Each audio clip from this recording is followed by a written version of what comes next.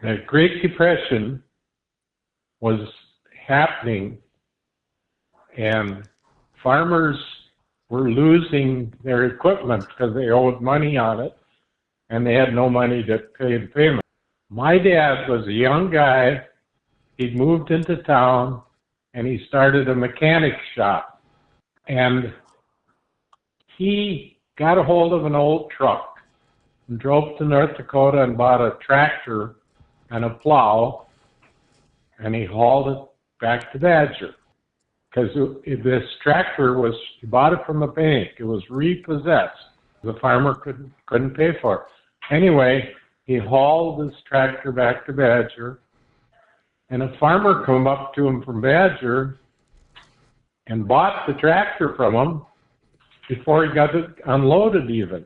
So he turned around, went right back and bought another one, because there was tons of repossessed tractors, and yeah, especially in North Dakota.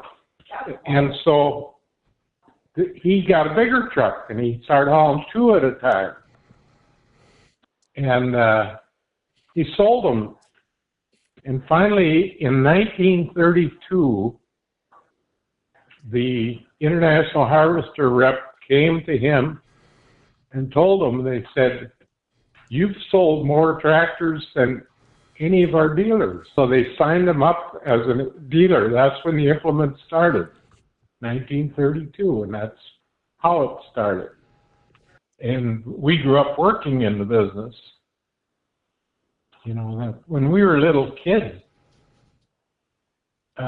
we were working like men. I was 12 years old, and I drove a semi truck. They weren't as big as they are today, but I drove one loaded with Christmas trees to Minneapolis.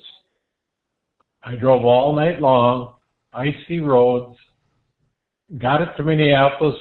In the morning, we unloaded Christmas trees, and they sold them to people, you know, for Christmas.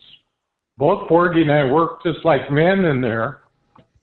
We worked in the shop, we worked in parts and stuff like that. So we grew up in the business. Our dad used to tell us, "I built this business for you kids." And it was in the back of our mind, and that's what we